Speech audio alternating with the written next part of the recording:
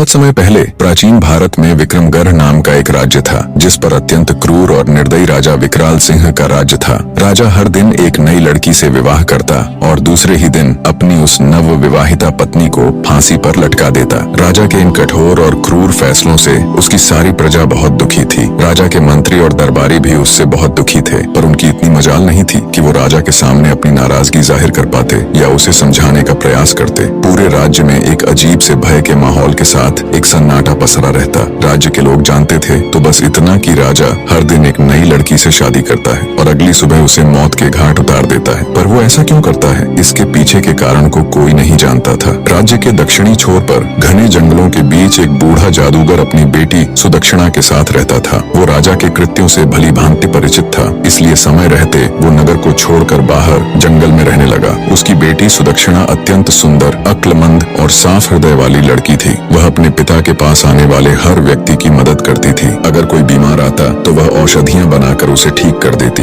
अगर कोई दुखी आत्मा उसके पास आती तो वह अपनी बातों से उसे सुकून देती। एक दिन जब जादूगर को किसी कार्य से नगर जाना था तो सुदक्षिणा भी जिद करके उस दिन अपने पिता के साथ चल पड़ी। जब दोनों नगर के प्रवेश द्वार पर पहुंचे तभी नगर से रोते बिलखते, राजा को बद्दुआएं देते लोग आज फिर से उसके द्वारा फांसी दी गई एक लड़की के शव को उठाए आ रहे थे। बूढ़े जादूगर ने उनको देखा तो उसको सारा माजरा समझते देर न लगी। उसने तुरंत अपनी बेटी को वहां से चलने के लिए कहा, पर सुदक्षिणा ने जब उन रोते बिलखते लोगों को देखा तो उसका हृदय द्रवित हो उठा। वो बोली, नहीं पिताजी, पहले मुझे ये जानना है कि ये लोग क्यों इतने दुखी हैं और क्यों ये राजा को भला बुरा कह रहे हैं। जादूगर के बहुत समझाने पर भी वो वहाँ से नहीं गई। कुछ लोगों से जब उसने इसका कारण पूछा तो लोगों ने उसे एक बार के लिए अजीब निगाह से देखा और बोले, क्या तुम्हें कुछ नहीं पता? सुदक्षिणा के मना करने पर उन लोगों ने अपनी पूरी पीड़ा भरी दास्तान उसके सामने कह सुनाई। सारी बात सुन सुदक्षिणा एकदम सन्न रह गई। कुछ देर बाद वो अपने होश संभाल अपने पिता से बोली, पिताजी, मैं राजा के साथ विवाह करना चाहती हूँ। बेटी के मुख से ये बात सुन जादूगर सकते में आ गया और बोला, बेटी, क्या तुम पागल हो गई हो जो ऐसी बात कह रही हो? तुमने अभी सुना ना कि राजा दूसरे ही दिन अपनी पत्नी की हत्या करवा देता है। सुदक्षिणा बोली, पिताजी, मुझे अच्छे से पता है मैं क्या कह रही हूँ। आप तो बस मुझे राजा के पास जाने की इजाजत दीजिए। अगर मैं अपनी बुद्धि, करुणा और सत्य के बल पर एक निर्दयी व्यक्ति को बदल सकती हूँ तो यह मेरे जीवन की सबसे बड़ी उपलब्धि होगी। वरना एक दिन मरना तो सभी को है और किसी की मृत्यु राजा के नहीं बल्कि उस ऊपर वाले के हाथ में है। बहुत कहने सुनने पर ना चाहते हुए भी जादूगर को अपनी बेटी की जिद के आगे झुकना पड़ा। उसने भारी हृदय के साथ अपनी बेटी को राजा के पास जाने की इजाजत दे दी। पिता से आज्ञा मिलने पर सुदक्षिणा उनको प्रणाम कर एक दृढ़ निश्चय के साथ राजा के महल की ओर चल पड़ी। आखिर क्यों राजा विवाह के एक दिन बाद ही अपनी नव विवाहिता पत्नी को फांसी पर लटका देता था? शुरू से राजा ऐसा क्रूर और निर्दयी नहीं था। वो एक बड़ा ही नेक दिल और प्रजा को चाहने वाला राजा था। जब वो शादी के लायक हुआ तो उसके पिता राजा नंदसेन ने उसका विवाह रूपवती के साथ कर दिया। रूपवती बिल्कुल अपने नाम की ही तरह अति सुंदर स्त्री थी। राजा विकराल सिंह भी उसके रूप का कायल हो गया। वो दिलोजान से अपनी पत्नी को प्यार करने लगा। सब कुछ ठीक चल रहा था, पर फिर एक दिन ऐसा हुआ कि राजा के पैरों नीचे से जमीन खिसक गई। एक दिन राजा कचहरी से सीधा रानीवास की तरफ चला गया। जब वो रानी के कक्ष में पहुंचा तो उसने देखा उसकी पत्नी रूपवती एक गुलाम के साथ इश्क लड़ा रही है। ये देख राजा विकराल सिंह का संसार उजड़ गया। उसने तुरंत अपनी पत्नी और उस गुलाम को जिंदा एक दीवार में चुनवा दिया। रानी रूपवती की मृत्यु उपरांत राजा एक गुमनामी के समुंदर में डूबता चला गया। उसने सबसे मिलना जुलना बंद कर दिया, कचहरी दरबार जाना छोड़ दिया। बस एक अंधेरे कमरे में ही खुद को बंद रखने लगा। राजा जब भी आंखें बंद करता उसे अपनी पत्नी और गुलाम का वो दृश्य याद आता। समय बीता पर वो दृश्य राजा भूल नहीं पा रहा था। बस वहीं से राजा के अंदर एक राक्षस ने जन्म ले लिया और वो प्रतिशोध की अग्नि में जलने लगा। राजा ने मंजे हुए चित्रकारों को बुलाकर रानी संग गुलाम का वो दृश्य ज्यों का त्यों बनवा लिया और उस तस्वीर को अपने शयन कक्ष में टंगवा दिया। अपनी पत्नी की बेवफाई से राजा इस कदर आहत हुआ कि उसे अब पूरी औरत जात ही बेवफा लगने लगी। उसके दिल में औरतों के प्रति ये नफरत की आग कभी कम न हो, इसलिए उसने उस पल की वो तस्वीर बनवा कर अपने कमरे में लगवा ली। क्रोधाग्नि में अंधे राजा ने फैसला किया कि वो हर दिन एक नई स्त्री से विवाह करेगा और अगले दिन उसको मौत के घाट उतरवा देगा। शुरू में राजा के इस दर्दनाक फैसले को लेकर मंत्रियों ने उसे बहुत समझाया, पर राजा ने किसी किसी की नहीं सुनी। तब से लेकर अब तक राजा निर्दयता और क्रूरता से भरा जीवन जी रहा था। इधर जादूगर की लड़की सुदक्षिणा भी राजा के महल पहुंच गई। उसने महल के पहरेदारों से कहा कि उसे राजा से मिलना है, वो उनकी पत्नी बनना चाहती है। ये सुन पहरेदारों ने उसे अजीब निगाह से घूरा और चुपचाप उसका संदेश राजा तक पहुंचा दिया। राजा भी चक्कर में पड़ गया कि ऐसी कौन पागल लड़की है जो खुद मृत्यु को गले लगाना चाहती है। उसने सेवकों को उसे तुरंत उसके पास लाने का आदेश दिया। सिपाहियों के साथ आती सुदक्षिणा को राजा ने देखा तो वो उसे देखता ही रह गया। उसने आज तक इतनी मासूम और सुंदर स्त्री नहीं देखी थी। उसको देख राजा के चेहरे पर खुशी की मुस्कान आ गई, पर जल्दी ही वो फिर से मायूस हो गया। राजा ने सुदक्षिणा से पूछा, ए लड़की, क्या सोचकर तुम यहाँ आई हो? क्या तुम्हें पता नहीं कि मुझसे शादी करने का मतलब मौत को गले लगाना है? सुदक्षिणा दृढ़ निश्चय के साथ राजा की आंखों में देखती हुई बोली, हे राजा, मुझे आपके बारे में सब मालूम है। सब कुछ जानकर ही आपसे शादी करने का फैसला किया है। राजा विकराल हैरान होते हुए बोला, ठीक है, अगर तुम सब जानती हो और तुम्हारा यही फैसला है तो मुझे कोई एतराज नहीं। शादी की तैयारी करो, हम कल ही तुमसे विवाह करेंगे। राजा और जादूगर की लड़की का विवाह हो जाता है। जादूगर की लड़की सुदक्षिणा एक रानी और राजा की पत्नी बन जाती है। रात में सुदक्षिणा 16 श्रृंगार कर सुहाग सेज पर बैठकर राजा का इंतजार करती है। जब राजा विकराल सिंह अपने कमरे में आया और दुल्हन के रूप में सजी हुई जादूगर की लड़की को देखा तो वो उसकी खूबसूरती का कायल हो जाता है। पर तभी उसका ध्यान दीवार पर लगी उसकी पत्नी की तस्वीर की तरफ चला गया। उसको देखते ही राजा गुस्से में तमतमा गया। उसकी सभी यादें ताजा हो गईं।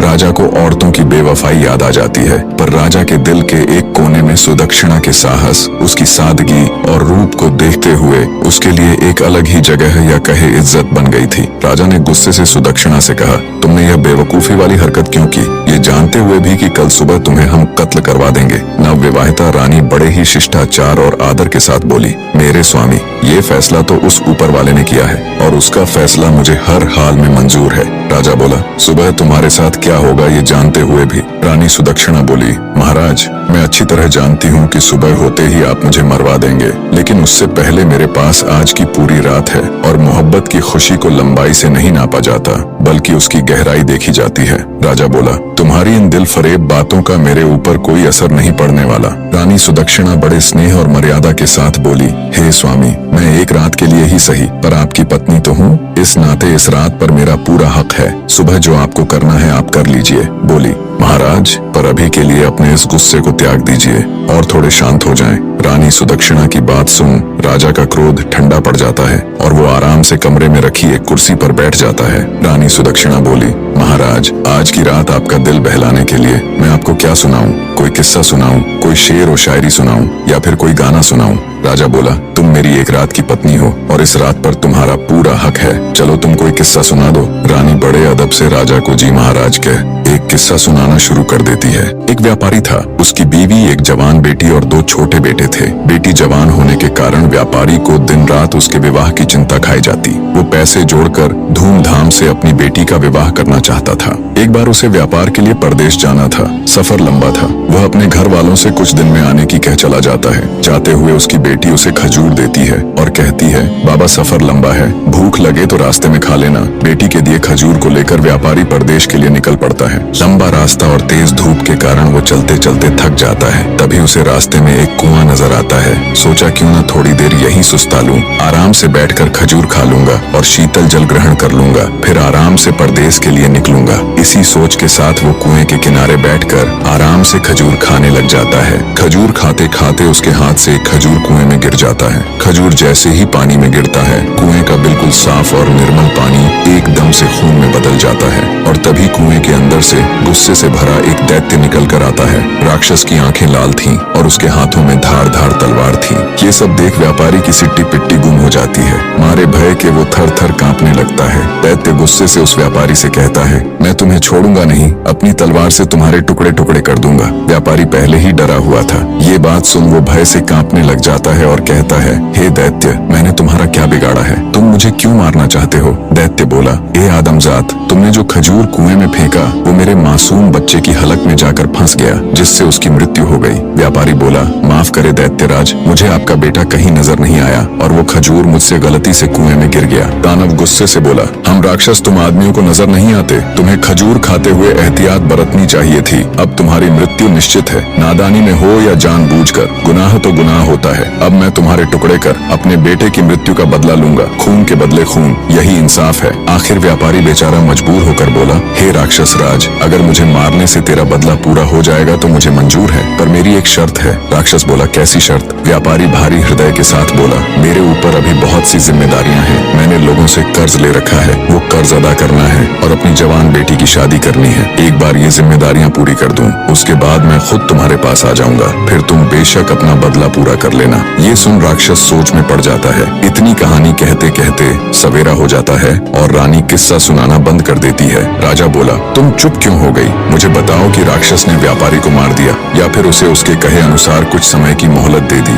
रानी बोली, महाराज, रात खत्म तो बात खत्म, अब सुबह हो चुकी है और मेरे मरने का वक्त आ गया है। राजा बोला, लेकिन मुझे कम से कम इतना तो बता दो कि राक्षस ने उसे मारा या छोड़ दिया। रानी बोली, हे राजा, कहानी बहुत लंबी है, पूरी बताने के लिए वक्त की जरूरत है और अब वक्त खत्म हो चुका है। ये सुन राजा सोच में पड़ जाता है। कुछ सोचकर राजा जब अपनी नवविवाहिता रानी से कहता है, तुम चिंता मत करो, हम वक्त को रोक देंगे, हम तुम्हें एक दिन की जिंदगी और प्रदान करते हैं, अब तुम किस्सा सुनाओ। तब रानी बोली, नहीं मेरे सरताज, किस्से तो रातों को सुनाए जाते हैं, सुबह का वक्त हो चला है, आप अपने राजसी कार्य कीजिए, आगे का किस्सा तो मैं रात को ही सुनाऊंगी। ये सुन राजा सोचता है, कितनी ही लड़कियां मेरे पास आईं और मौत के घाट उतार दी गई, सबके चेहरे पर मौत का भय साफ नजर आता था, पर इसके चेहरे पर तो भय नाम की कोई चीज ही नहीं है। खैर, इसका किस्सा मुझे बहुत दिलचस्प लगा है, इसलिए इसकी जान सिर्फ आज के लिए बख्श दी, कल इसका भी वही हाल होगा। राजा वहाँ से चला जाता है और अपने दिन भर के राजसी कार्यों में व्यस्त हो जाता है। इधर रानी हाथ जोड़ उस ऊपर वाले से प्रार्थना करती है, हे मालिक, हे परमेश्वर, मेरे पति को सद्बुद्धि देना,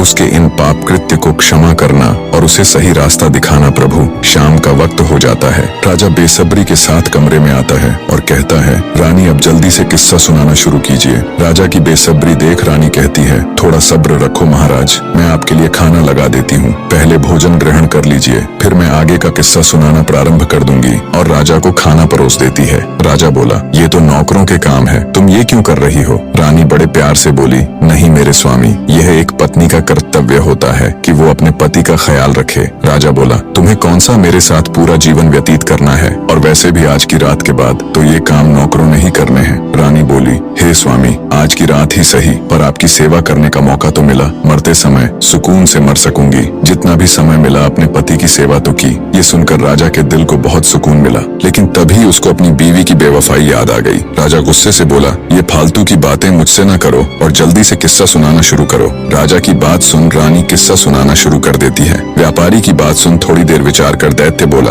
अगर मैं तुम्हें कुछ समय की मोहलत दे दूं तो क्या गारंटी है कि तुम वापस आओगे? व्यापारी बोला, हे राक्षस राज, उस ऊपर वाले की कसम खाकर कहता हूँ कि मैं अपने कामों को अंजाम देकर यहाँ जरूर आऊंगा और खुद को तुम्हारे हवाले कर दूंगा, मेरा विश्वास करो। दैत्य बोला, ठीक है, मैं तुम्हें 40 दिन की मोहलत देता हूँ। व्यापारी दैत्य का शुक्रिया करते हुए अपने घर की तरफ चल देता है। कुछ दिन के सफर के बाद वो अपने घर पहुँच जाता है। व्यापारी को घर आया देख उसके बीवी बच्चे खुश हो जाते हैं। उसकी पत्नी कहती है, स्वामी आप थक गए होंगे, हाथ मुंह धो ले, मैं अभी आपके लिए खाना लगाती हूँ। इस बार पता नहीं क्यों मेरा दिल बहुत घबरा रहा था, शुक्र है उस ऊपर वाले का, आप सही सलामत घर आ गए। बीवी के मुख से ये बातें सुन अंदर ही अंदर व्यापारी का हृदय पीड़ा से तड़प उठा। सोचा, जब हमेशा के लिए जाऊंगा तो मेरे बीवी बच्चों का क्या होगा? व्यापारी ने कागज के अंदर अपनी जिंदगी के बचे हुए दिन लिखे होते हैं। धीरे धीरे समय निकलता जा रहा था और व्यापारी के जिंदगी के दिन भी। उसने अपनी बेटी के लिए योग्य रिश्ता देख उसकी शादी कर उसे विदा कर दिया। खुशी के साथ साथ व्यापारी अंदर से दुखी भी था, क्योंकि आज उसकी अंतिम रात थी। कल का दिन तुम्हारा आखिरी दिन है, कल वो दैत्य तुम्हारे टुकड़े टुकड़े कर देगा। व्यापारी बिस्तर में पड़ा पड़ा यही सब सोच रहा था। नींद उसकी आंखों से कोसों दूर थी। उसे रह रहकर ये बात खाए जा रही थी कि उसके मरने के बाद उसकी बीवी और बच्चों का क्या होगा। दुखी हृदय के साथ व्यापारी उठकर बैठ जाता है और सिसक सिसक कर रोने लगता है। उसके रोने की आवाज सुन उसकी पत्नी भी उठ जाती है। व्यापारी को ऐसे रोता देख वो घबराकर उससे पूछती पूछती है, क्या हुआ स्वामी, आप रो क्यों रहे हो? व्यापारी पहले तो बात को टालने की कोशिश करता है, पर जब उसकी पत्नी ने ज्यादा जोर देकर पूछा तो वो टूट जाता है और सारा किस्सा अपनी पत्नी को रोते रोते कह सुनाता है। सारी बात सुन व्यापारी की पत्नी का कलेजा मुंह को आ जाता है। वो तड़प उठती है और कहती है, स्वामी, आपकी जगह पर मैं उस दैत्य के पास जाऊंगी। मुझे चाहे कुछ भी हो जाए, चाहे वो दैत्य बेशक मेरी जान ही ले ले, पर मैं आपको कुछ भी नहीं होने दूंगी। राजा किस्से के बीच में ही बोल पड़ता है, वाह क्या औरत है, ऐसी औरत भी दुनिया में होती है। ऐसी नेक और वफादार बीवी की दहलीज पर तो फरिश्ते भी अपना सिर झुकाएं। रानी बोली, बिल्कुल ठीक कहा महाराज, कुछ बदकार औरतें होती हैं जिनकी वजह से सभी औरतों पर उंगली उठाई जाती है और सबको एक जैसा समझा जाता है। यह सुनकर राजा सोच में पड़ जाता है। रानी आगे का किस्सा सुनाना शुरू कर देती है। व्यापारी अपनी पत्नी को समझाता है और कहता है, ऐसी बात मत करो प्रिय, मेरे होते हुए अगर तुम्हें कुछ हो जाए तो धिक्कार है मेरे ऊपर। तुमने ये कह भी कैसे दिया कि तुम मेरी जगह उस राक्षस के पास चली जाओगी? गलती तो मुझसे हुई है और इस गलती की सजा तो मुझे ही भोगनी पड़ेगी। तुम मेरे बच्चों का ख्याल रखना, उन्हें मेरी कमी कभी महसूस मत होने देना। व्यापारी अपनी पत्नी को खूब समझाता है। ऐसे ही बातों बातों में रात निकल जाती है और सुबह हो जाती है। व्यापारी भारी हृदय के साथ अपने छोटे बच्चों और बीवी को गले लगाकर उनसे विदाई ले सफर के लिए चल पड़ता है। लंबा रास्ता तय कर वो उसी जगह पहुंच जाता है जहां उसे वो दैत्य मिला था। व्यापारी दैत्य को आवाज देता है, हे राक्षस राज, मैं तुम्हारे पास आ गया हूँ। मेरे 40 दिन पूरे हो गए हैं, आओ और मेरी जान लेकर अपना बदला पूरा कर लो। व्यापारी की बात सुन दैत्य बाहर आता है और व्यापारी को कहता है, तुम बहुत बहादुर हो जो इस तरह खुद मेरे पास मौत के मुंह में आ गए, लेकिन ए आदमजात, मैं तुम्हें मारूंगा नहीं क्योंकि मैं तुम्हें माफ कर चुका हूँ। दैत्य आगे कहता है, जब तुमने मुझसे समय मांगा था तब मुझे तुम्हारे ऊपर यकीन नहीं था, इसलिए उसी दिन से मैं तुम्हारा पीछा कर रहा था। तुमने जो कुछ कहा था वो बिल्कुल सत्य था। अब जाओ और अपने बीवी बच्चों को संभालो, तुम्हारे बिना उनका रो रो कर बुरा हाल है। दैत्य के मुख से ये बातें सुन व्यापारी की खुशी का ठिकाना नहीं रहा। उसने उस दैत्य का हाथ जोड़ शुक्रिया किया। किस्सा जब समाप्त हुआ तब तक राजा पूरी तरह भावुक हो चुका था। वो अब रानी की तरफ प्यार भरी नजरों से देख रहा था। रानी बोली, हे महाराज, सभी औरतें बिल्कुल भी एक जैसी नहीं होती और जब तक आप उस तस्वीर को अपने कमरे से नहीं हटा दोगे तब तक आपकी पीड़ा कभी कम नहीं होगी और आप हर औरत को बदकार ही समझेंगे। इतना सुन राजा अपनी बेवफा पत्नी की वो तस्वीर फाड़कर उसे नष्ट कर देता है और रानी के हाथों को अपने हाथ में लेकर कहता है, हे रानी, आज तुमने मेरा हृदय परिवर्तित कर दिया। मुझ पापी से पता नहीं कितने पाप हुए हैं। हे रानी, तुम धन्य हो, आज तुमने मेरी आंखें खोल दी। रानी बोली, हे महाराज, आप मुझे मारना चाहे तो बेशक मार दे, लेकिन मेरी एक शर्त है कि आप मुझे सिपाहियों के हाथों से नहीं बल्कि खुद अपने हाथों से मारे। मुझे यह बिल्कुल भी गवारा नहीं कि मुझे कोई सिपाही हाथ लगाए। आपके हाथों से मरूंगी तो मेरी रूह को सुकून मिलेगा। राजा बोला, नहीं मेरी रानी, मैं तुम्हें कुछ नहीं करूंगा। मेरा खोखला भ्रम तोड़कर एक जिल्लत भरी जिंदगी से बाहर निकालने वाली देवी हो तुम। हे मेरी प्रिय, मैं हमेशा तुम्हें अपनी पलकों पर बिठा कर रखूंगा। जो और जितना पाप मैंने किया है शायद उसके लिए वो ऊपर वाला मुझे कदापि माफ न करे, पर बची हुई जिंदगी में मैं सिर्फ खुशियां बांटना चाहता हूँ अपनी प्रजा और तुम्हारे साथ। उधर जब जादूगर को ये बात पता चली कि उसकी बेटी बिल्कुल सही सलामत ही नहीं बल्कि राजा की आंख खोलने वाली उसकी चहेती रानी बन गई है और राजा अब एक नेक इंसान बन गया है, तो उसकी भी खुशी का कोई ठिकाना नहीं रहा। राजा विकराल सिंह